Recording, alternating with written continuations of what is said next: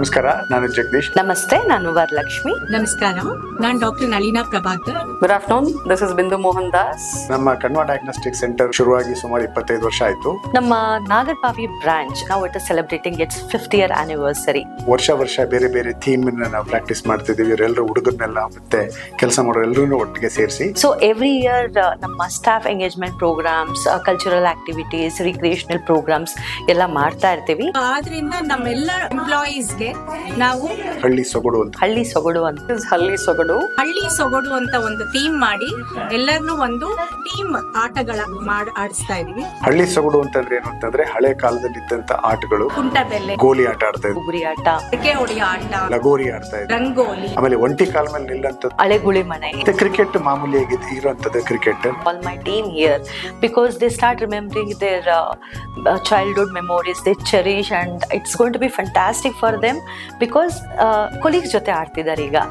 So it's going to be a great time to all my team here. Thank you. and it was much more fun watching all our friends happiness while during the games where I have been brought up from the city. We have not played all such games so it was we had a wonderful time putting together all this. Sir, ನನ್ನ ಹೆಸರು ರಶ್ಮಿ ಅಂತ.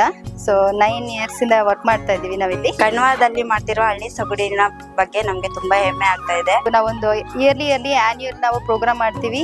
So ಪ್ರತಿ ಸತಿನೂ ಒಂದೊಂದು concept ಇಟ್ಕೊಳ್ತೀವಿ. ಈ ಸತಿ ನಾವು ಹಳ್ಳಿ ಸೊಗಡು ಅಂತ ಒಂದು ಇದರಿಂದ ನಮ್ಗೆ ಹಳೆ ನೆನಪುಗಳೆಲ್ಲ ಮರುಕಳಿಸ್ತಾ ಇದೆ.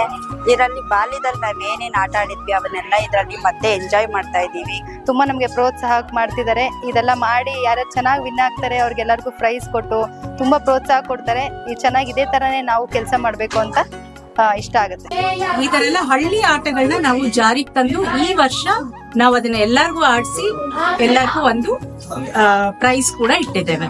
ಫೈನಲ್ಸ್ ದಿವಸ ನಾವೆಲ್ಲವೂ March 3rd ಏನಿದೆ ಅವತ್ತಿನ ದಿವಸ ನಾವೆಲ್ಲನೂ ಅನ್ವೀಲ್ ಮಾಡೋ ಒಂದು ಪ್ರೋಗ್ರಾಮ್ ಇದೆ. ಅವತ್ತು ಕೂಡ ಅಷ್ಟೇ ಅದ್ಭುತವಾಗಿ ಸ್ಟೇಜ್ ಇನ್ನೊಂದು ಮತ್ತೊಂದು ಮಗುವದೆಲ್ಲವನ್ನು ಕೂಡ ಮಾಡಬೇಕು ಅಂತ ಅನ್ಕೊಂಡು ಒಂದು ಪ್ಲಾನ್ ಮಾಡಿದ್ದೀವಿ.